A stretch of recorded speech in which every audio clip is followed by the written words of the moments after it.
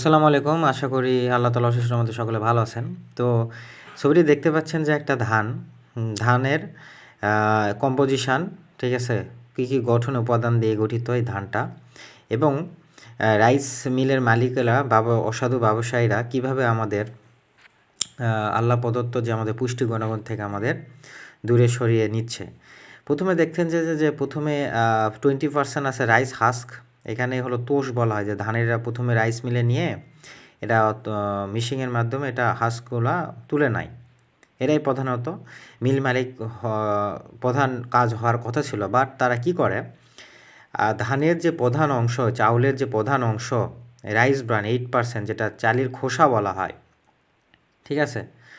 এখানেই এই যে দ্বিতীয় নাম্বার 8% দেখতেছেন যে লাল একটু বাদামি রঙের, ঠিক আছে? এখানেই কিন্তু আপনার কি সম্পূর্ণ ভিটামিন বি কমপ্লেক্স, খনিজ পদার্থ, লোহা, ফসফরাস, আঁশ বেশি বেশি থাকে। এটাই আমাদের স্বাস্থ্য হেলথ আমাদের বেনিফিশিয়াল উপাদান থাকে। কিন্তু এটাই মিল মালিকগুলা পলিশের মাধ্যমে, কাটার মাধ্যমে, কাটিংয়ের মাধ্যমে এটা আমাদের থেকে ফেলে দেয়। এটা আমরা খেতে পারি না, ঠিক আছে? এই অসাধু ব্যবসায়ের জন্যই আমাদের বেশি পলিশের জন্য তারা বিভিন্ন ধরনের কেমিক্যাল এবং শ্যাম্পু যেন বেশি বেশি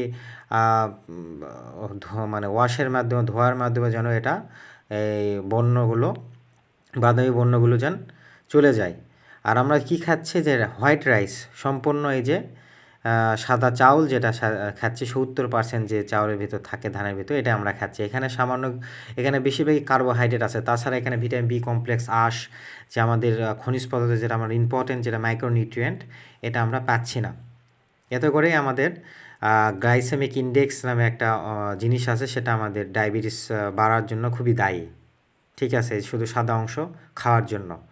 এবং এখানে পুষ্টি গুণাগুণ না থাকার কারণে আমরা কোনো পুষ্টি পাচ্ছি না, শুধু মোটাই হচ্ছি, বাট আমাদের শরীরে কোনো পুষ্টি পাচ্ছি না, ঠিক আছে? আর শেষে যে রাইস জার্ম আছে, এটা কিন্তু অঙ্কুর বলা হয়। এই জিনিসগুলা নতুন গাছ জন্মানোর জন্য প্রয়োজনীয় অংশ, এগুলো কিন্তু মিল মালিকগুলা অজান্তেই এটা পলিশের মাধ্যমে সব ছাঁটাই করে দেয়, ঠিক আছে? তো তাহলে বুঝতে পারছেন, তাহলে অবশ্যই ডাক্তাররা, পুষ্টিবিদরা কেন আমাদের ঢেঁকি মানে লাল চালের আটা, যে বাদামি বনে যে লাল চালের আটা বা লাল চালের চাউল কেন খাইতে বলে, ভাত কেন খাইতে বলে, এটা হলো মূল কারণ, ঠিক আছে? এই যে রাইস ব্রান আছে 8%, এখানেই কিন্তু সকল ধরনের উপাদান থাকে, ভিটামিন বি কমপ্লেক্স, খনিজ পদার্থ, আঁশ। তো এই ভিডিওর মাধ্যমে আপনাদের সকলকে এটাই বার্তা দিব যে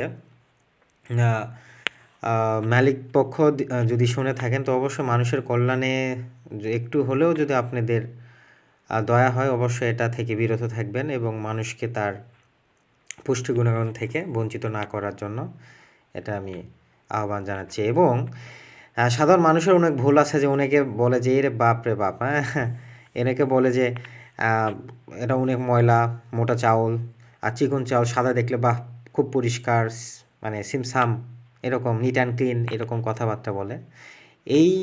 এই কথাটার পুঁজি করে অসাধু ব্যবসায়ী এগুলো করে থাকে।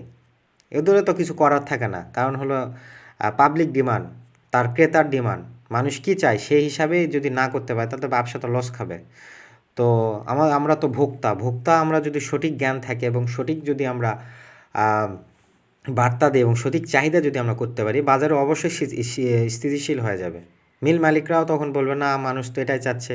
তো তখন তারা বাধ্য হয়ে আবার আগেকার সেই বা লাল আটা, তারপর লাল ভাত, ঠিক আছে, চাউল, এগুলো চলে আসবে আস্তে আস্তে, ঠিক আছে?